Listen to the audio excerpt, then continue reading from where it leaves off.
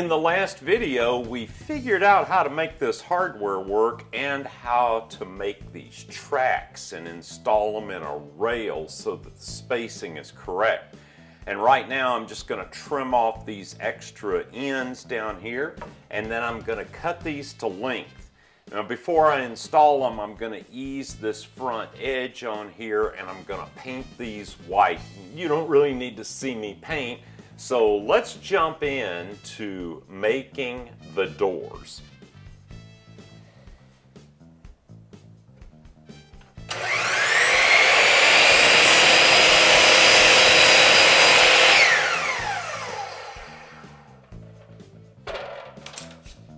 Maybe I can make some short doors sometime.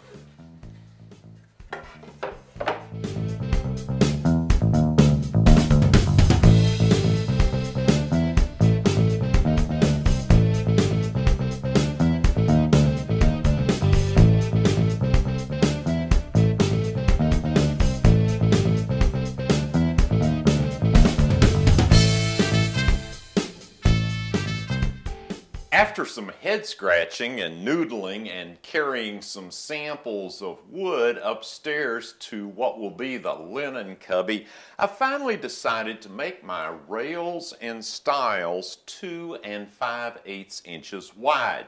I think it's a good compromise. It'll be a good strong door because these are over 60 inches tall, but it'll be narrow enough that the doors don't look too heavy for the area where they're going to be. So what I've done is I've ripped all my stock to the 2 5/8 inch width, and now I've gone and I've used chalk and I've marked out the rough length. Now the lengths that I've marked out are a couple of inches too long. We'll cut them to finished length later, but I wanted to get those marked out so that I could visualize where in the board each cut is coming from. And as I was able to do that, I was able to lay out the boards in the order the way they look the best. And now I've got everything labeled. So, for example, this is the right-hand door, the right-hand side style. This is the left-hand door and the left-hand side style.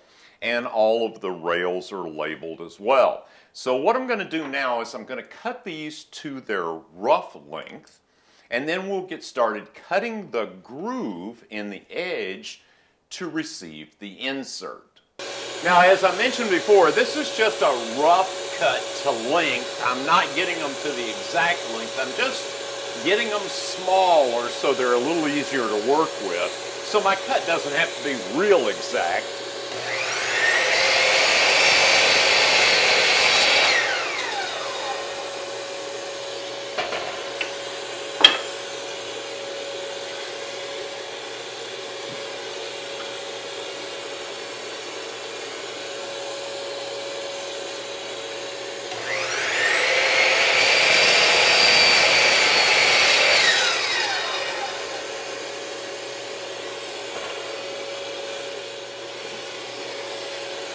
Same thing goes for my rails. I'm going to cut a little bit off the ends simply because the ends are rough. And then where I've got these two marks here, I'm just going to make one cut in the middle. I got to cut these down to the exact length later anyway.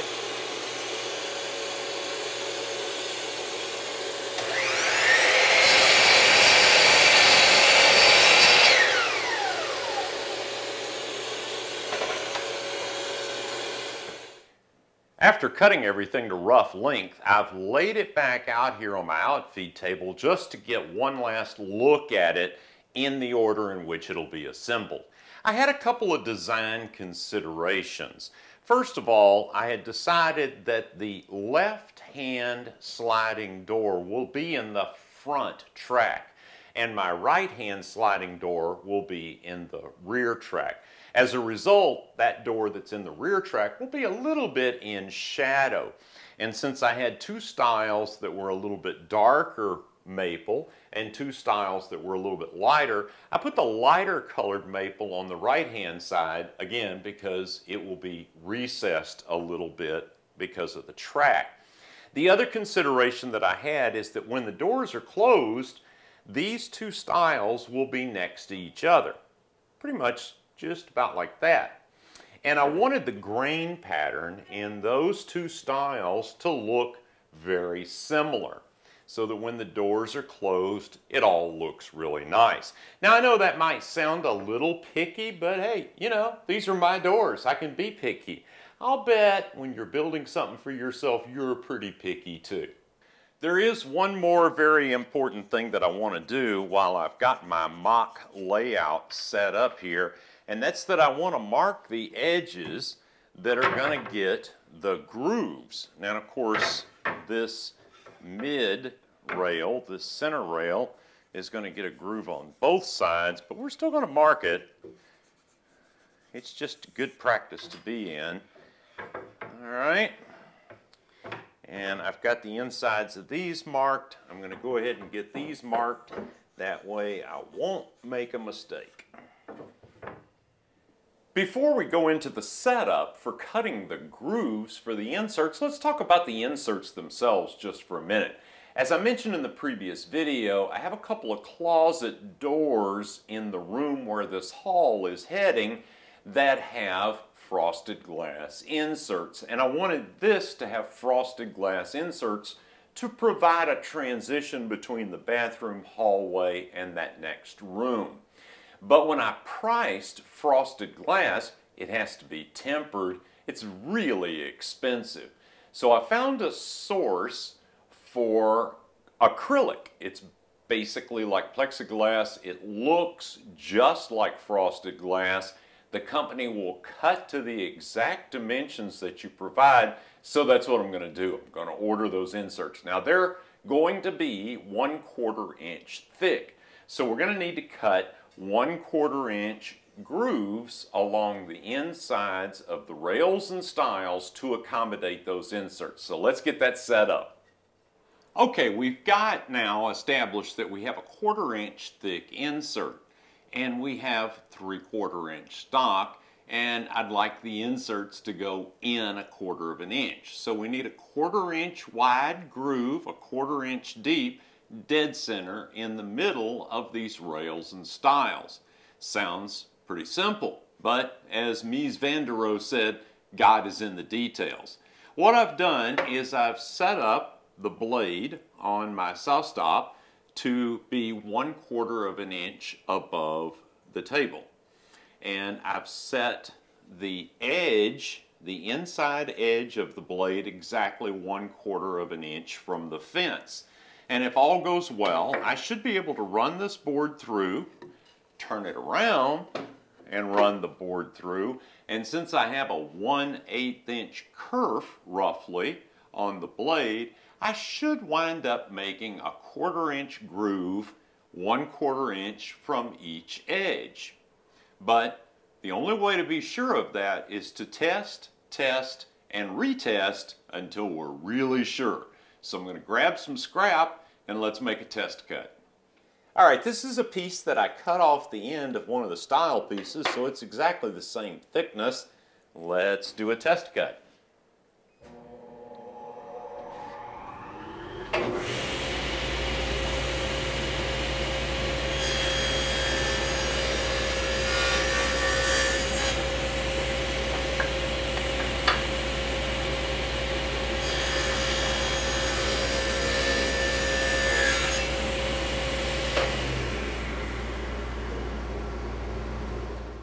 Alright, I've got my digital caliper here. If I can get it to come on, there we go. Let's zero it out. Let's check this and see how we did. Oh my goodness, exactly 1/4 inch. Let's check this other one. 1/4 inch. Let's check the inside dimension.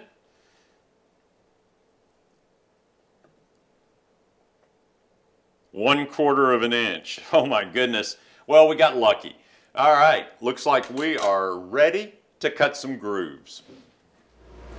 All right, we're ready to go. I've added a feather board here just to make sure I keep my boards up tight to the fence. And I think we're ready to go. I want to make sure I do my marked edge.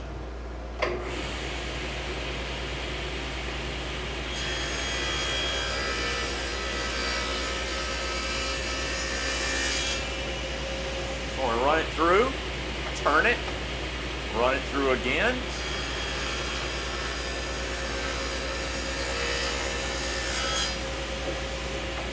And that's all there is to it. So let's just keep going.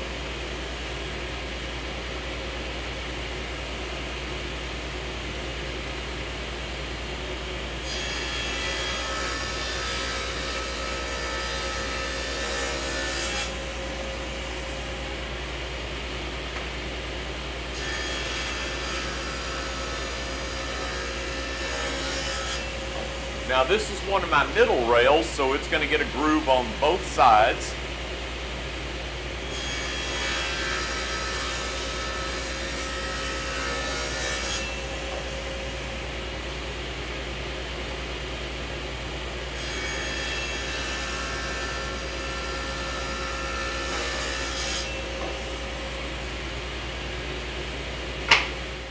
All right, let's take a look now at how we're going to cut the tenons for our joinery in these doors.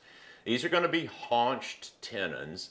This line here will be the shoulder of the tenon.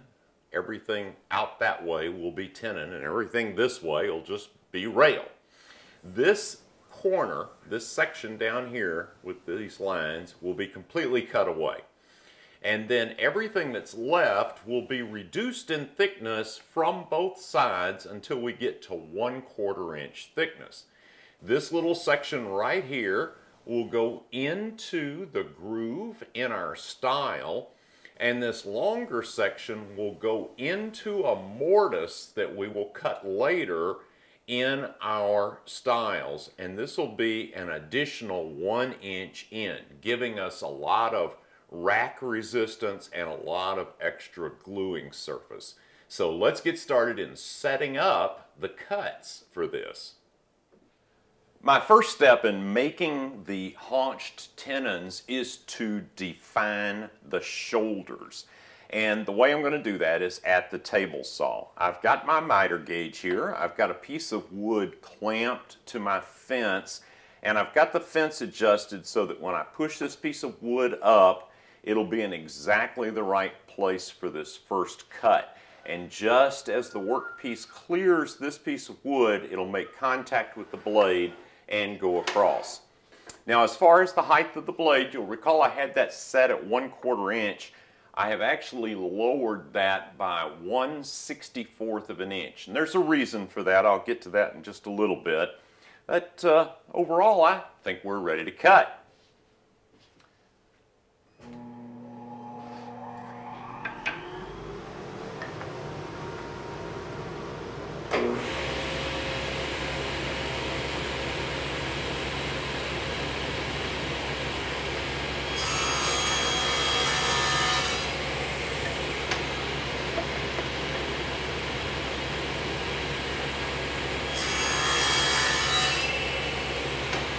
And then I'm just going to turn it around and do the same exact thing on the other end.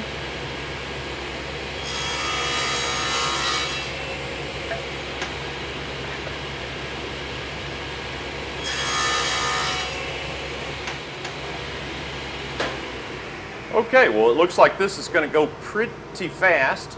So I'm going to go ahead and get all of these cut, and then we're going to go to the bandsaw. All right, so back to my test board again. The next cut that we're going to make is to start to take out this corner. If you recall, we're going to remove this corner here completely. And the first cut we're going to make is our lengthwise cut. I've set up a stop block so that I get the same length cut every time. I don't have to measure and mark anything. I'll be riding against my fence. All I have to do is make sure I'm cutting the right corner, and we'll be in good shape.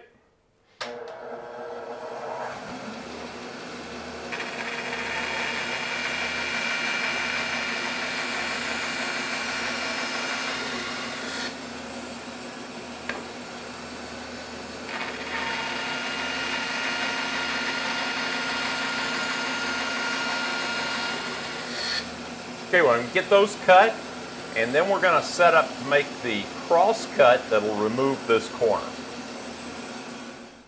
All right, for my cross cut now, I've done essentially the same thing. The fence didn't change, the location of the fence, because this square that's being cut out is, well, square. And I've taken my miter gauge and I can simply push the piece of wood up to it, and I've set a stop block here because I don't want to overcut that corner. If there's a little bit left there, that's fine. I can just take it out with a chisel, but I need a sharp corner there. So all we have to do is cut this corner, flip it, cut the other corner, and we're good to go.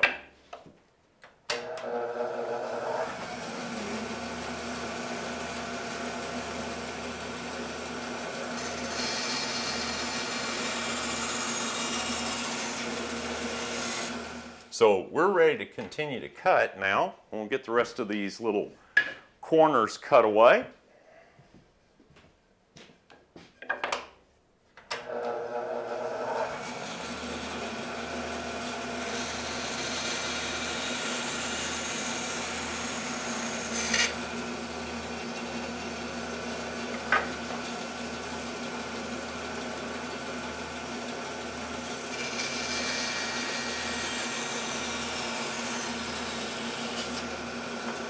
And like I said, if there's a little bit to break out there and there's a little bit of chiseling necessary to clean that up, that's better than overcutting the joint.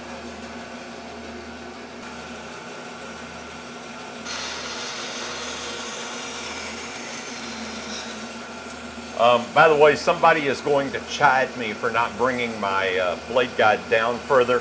I did that for the camera, and frankly with the Rikon, it's so stable and straight. With this wood slicer blade, there's really not any need for it.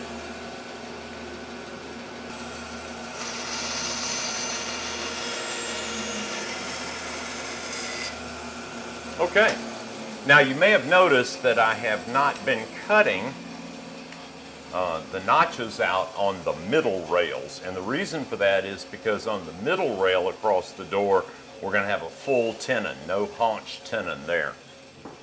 All right, with the corners cut away, we're now back over here to the table saw with the original setup unchanged from when we made the shoulder cuts for the tenons. Now all I'm going to do is I'm going to move the fence incrementally closer and closer to the blade, which of course will be moving this out, and I'll be able to nibble away the stock here to get to our finished tenon.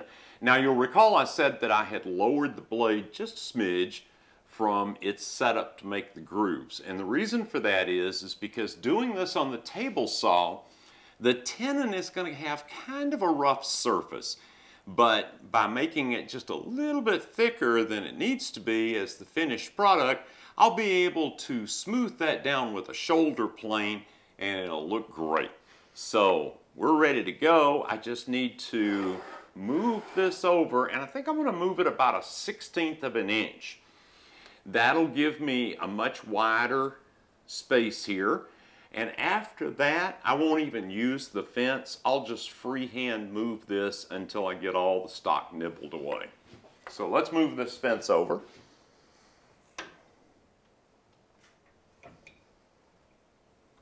And this is my test piece. So let's make our first cut on this.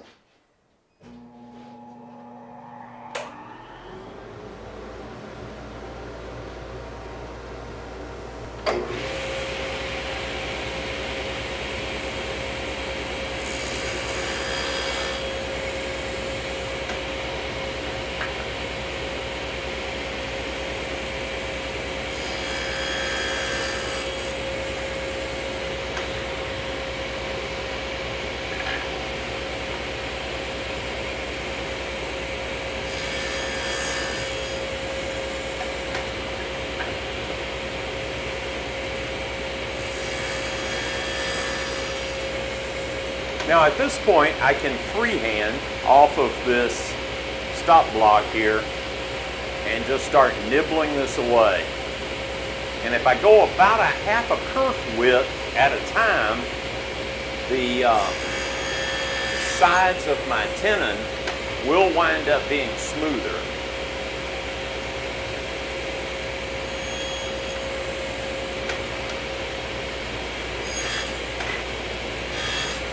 And you can see what we're getting to right here. Starting to get there. Looking good. When I cut from the other side, of course, this will go away. And all we'll be left with is this little piece out here, which is good. That's exactly what we want. So we're ready to go. I've been trying to get the light adjusted just right so you could see the little ridges that are left by the table saw blade. But I put a micrometer on this after both sides were cut, and it's 5 1/128ths of an inch over thickness. So any of those little ridges are going to be so easy to get rid of. I'm going to use my shoulder plane, but you could even use sandpaper wrapped around a sanding block. It'll be so easy. But of course, we'll wait to do that until after the mortises are cut so we can really sneak up on a super tight fit. And the mortises are what we're going to do next. It'll be in the next video. So be sure to come back for that. And thank you so much for watching this one.